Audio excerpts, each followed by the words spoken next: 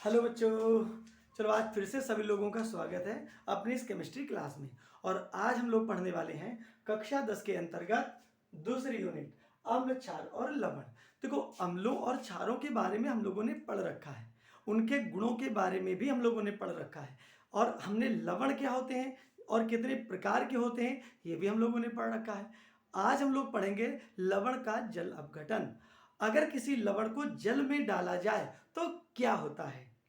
तो देखो, हम लोग पहले इस चीज को देख लेते हैं कि लवण को जल में डालते हैं तो क्या होता है। तो एक लवण हम लोग ले लेते हैं, जैसे ये है NaCl। हमने इसको जल में डाला तो हुआ क्या, ये Na प्लस और Cl माइनस में टूट गया। ये हुआ कि नहीं हुआ।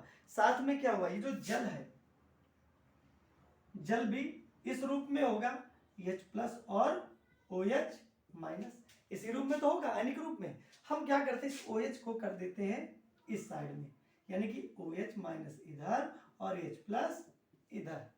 अब देखो, लवण को हमने जल में डाला तो ये आयनों में टूटा, और टूटने के बाद इसने जल के आयनों से कर ली क्रिया, और क्रिया करके क्या बना, ये इससे क्रिया कर लेगा तो बना देगा NaOH।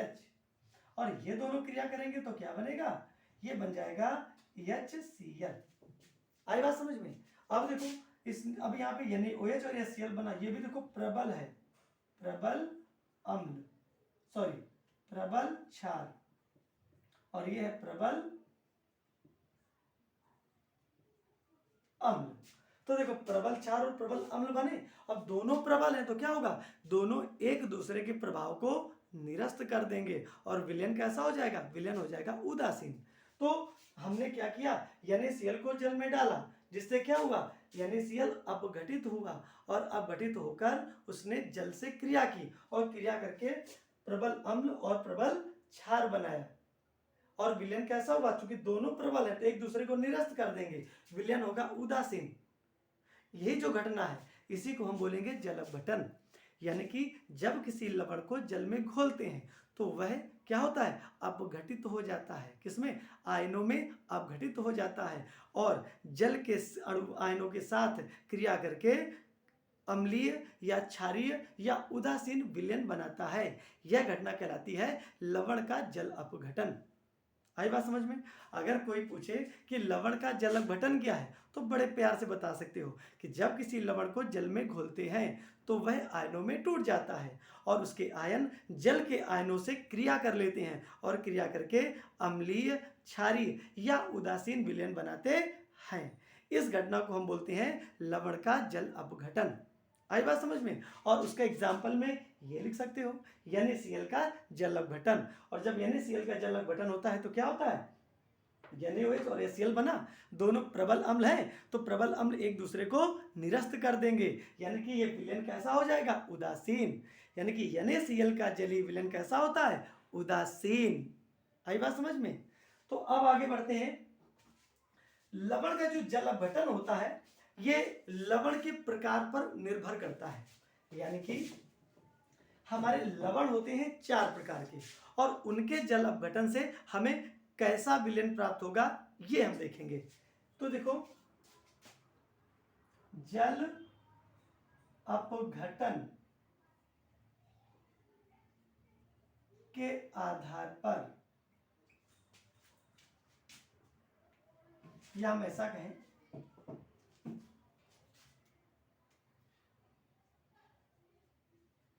लवणों के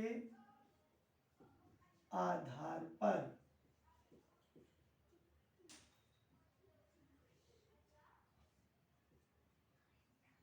लवण का जल अपघटन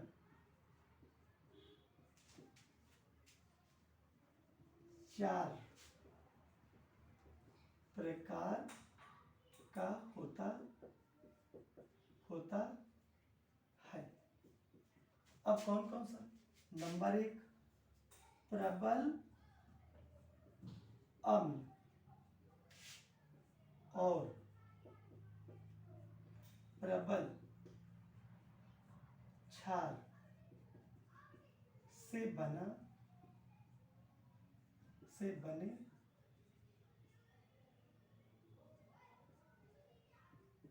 का जल अपघटन।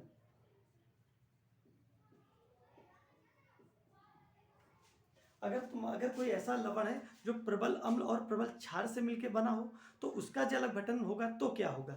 तो यहाँ पे देखो प्रबल अम्ल और प्रबल क्षार से बना हुआ लवण ये है NaCl। इसको जल में घोलोगे तो ये देगा Na+ और ये Cl-। ये प्रबल है, Cl- भी प्रबल है और ये भाग प्रबल अम्ल है या अम्लीय है और ये भी प्रबल क्षारीय है। जब NaCl को जल में डालेंगे तो Na का एक भाग प्रबल क्षारीय, एक भाग प्रबल अम्लीय जल में घोलेंगे तो ये आयनों में टूट गया। अब जल के साथ इसका अपघटन हुआ तो जल किस रूप में होता है। चलो यहाँ पे OH- और H+, ये दोनों आपस में क्रिया करेंगे तो क्या होगा, यहाँ पे NaOH बन जाएगा और यहाँ पे क्या होगा, यहाँ पे HCl बन जाएगा। ये प्रबल क्षार है, ये प्रबल अम्ल है। और जब प्रबल अम्ल प्रबल क्षार दोनों बराबर के होंगे, दोनों प्रबल होंगे तो दोनों एक दूसरे के प्रभाव को निरस्त कर देंगे, यानी कि विलयन कैसा होगा, विलयन होगा उदासीन।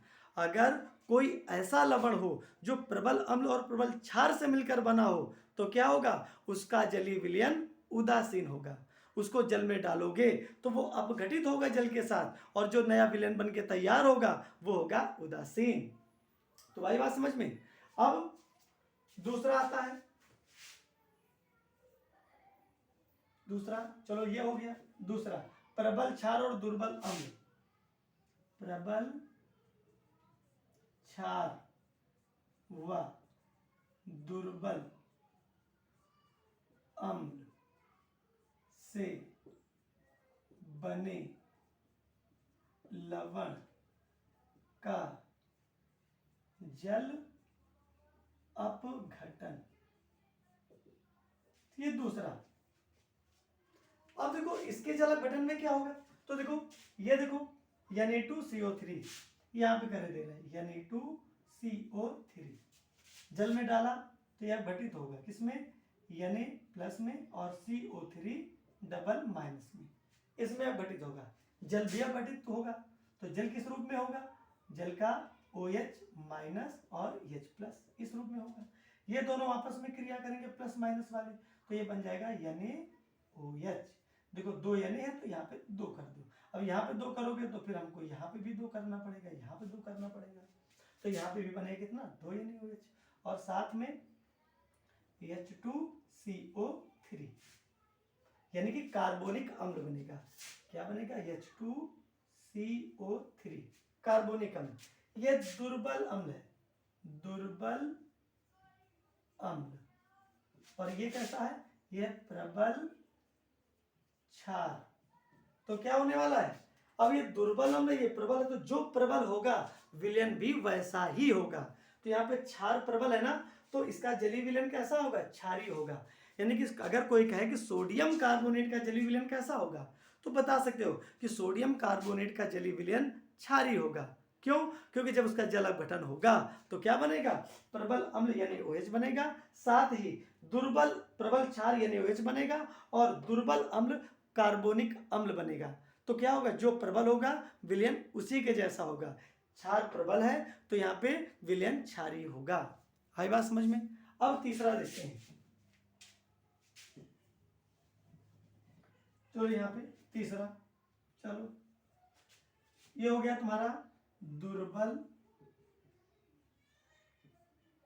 क्षार और प्रबल अम्ल से बने लवण का जल अपघटन। तो यहां पे क्या होने वाला है, तो देखो ये है NH4Cl, तो इसको जल में घोलोगे तो क्या होगा, NH4+ और Cl- में टूटेगा। अब पता है ये होता है दुर्बल और ये होता है प्रबल। तो दुर्बल क्षार और प्रबल अम्ल से मिलकर बना हुआ ये लवण है, इसका जल अपघटन करेंगे तो क्या होगा, सिंपल सी बात हुई, H2O, यहाँ पे क्या होने वाला है OH माइनस और H प्लस, ये दोनों आपस में क्रिया करेंगे, बना लेंगे NH4OH, ये दोनों आपस में क्रिया करेंगे, बना लेंगे HCl। तो अब क्या होने वाला है, देखो ये तो दुर्बल क्षार है, दुर्बल क्षार, और ये है प्रबल अम्ल। तो अब खुद समझ में आ गया होगा, इन दोनों में प्रबल अम्ल है तो विलयन कैसा होगा, अम्लीय होगा। अगर अमोनियम क्लोराइड का जलीय विलयन पूछा जाए कि कैसा होगा, तो बता सकते हो कि अमोनियम क्लोराइड का जलीय विलयन अम्लीय होता है। क्यों अम्लीय होता है, क्योंकि अमोनियम क्लोराइड जब जल में घुलता है तो क्या हो जाता है, आयनित होकर जल के आयनों से क्रिया करता है और दुर्बल क्षार तथा प्रबल अम्ल बनाता है। चूंकि अम्ल प्रबल है इसलिए विलयन कैसा होगा, अम्लीय होगा। आई बात समझ में। अब देखते हैं चौथा क्या है, दोनों दुर्बल है, यानी कि दुर्बल क्षार व दुर्बल अम्ल से बने लवण का जल अपघटन। यहां पे क्या होने वाला है, यहां पे तो देखो ये अमोनियम कार्बोनेट NH4 का होल ट्वाइस CO3, इसको जल में घोलोगे तो ये NH4 प्लस और CO3 माइनस में टूटेगा, 2 है तो यहाँ पे 2। अब जल से क्रिया कराएंगे इसकी, यानी कि H2O अब घटित होगा किसमें, इस OH माइनस और H प्लस में। अब क्या होगा, अब दोनों की क्रिया होगी, क्या बनेगा NH4OH। देखो 2 NH4 है तो यहाँ पे 2 कर दो, यहाँ पे 2 करने का मतलब है हर जगह पे 2 करना पड़ेगा। तो NH4OH कितना बचेगा, बनेगा 2 प्लस यहाँ पे H2CO3। ये देखो दुर्बल अम्ल है, कैसा है, दुर्बल अम्ल, कार्बोनिक अम्ल है, दुर्बल अम्ल है, और ये दुर्बल क्षार, दुर्बल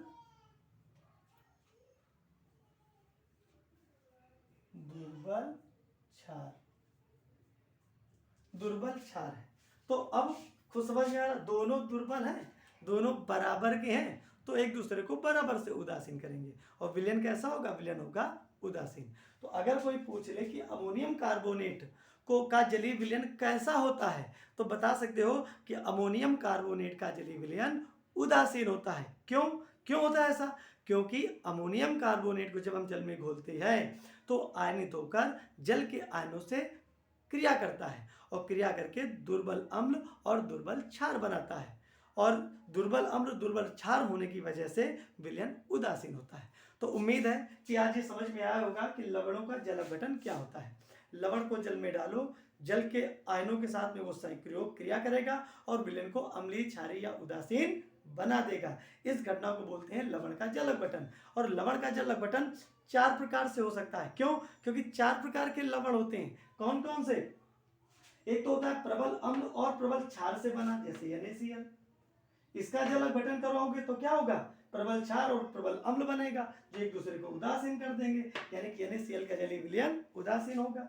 प्रबल क्षार व दुर्बल अम्ल से बने लवण का विलयन, जैसे Na2CO3, जल में घोलोगे तो प्रबल क्षार और दुर्बल अम्ल बनेगा, तो विलयन कैसा होगा, क्षार की वजह से क्षारी होगा। साथ ही दुर्बल क्षार और प्रबल अम्ल से बने लवण का जल अपघटन करेंगे तो क्या होगा, दुर्बल क्षार और प्रबल अम्ल से जब अपघटन करेंगे तो प्रबल अम्ल और दुर्बल क्षार बनेगा। चूंकि अम्ल प्रबल है तो विलयन अम्लीय होगा। साथ ही जब दुर्बल अम्ल और दुर्बल क्षार से मिलकर बने लवण के का जल अपघटन अगर कराएंगे तो क्या होगा, तो यहाँ पे दुर्बल अम्ल और दुर्बल क्षार बनेगा, जिससे जलीय विलयन उदासीन होगा। तो इस प्रकार के क्वेश्चन बहुत पूछे जाते हैं। छोटा सा क्वेश्चन पूछा जाता है कि सोडियम क्लोराइड का जलीय विलयन कैसा होता है, तो इसी प्रकार से उसका जल अपघटन करके हम समझ सकते हैं। तो उम्मीद है कि बातें सारी समझ में आई होंगी। अगर समझ में आई है तो लाइक जरूर करें। तो फिर मिलते हैं अगले एपिसोड में किसी नए टॉपिक के साथ। तब तक के लिए जय हिंद, जय भारत।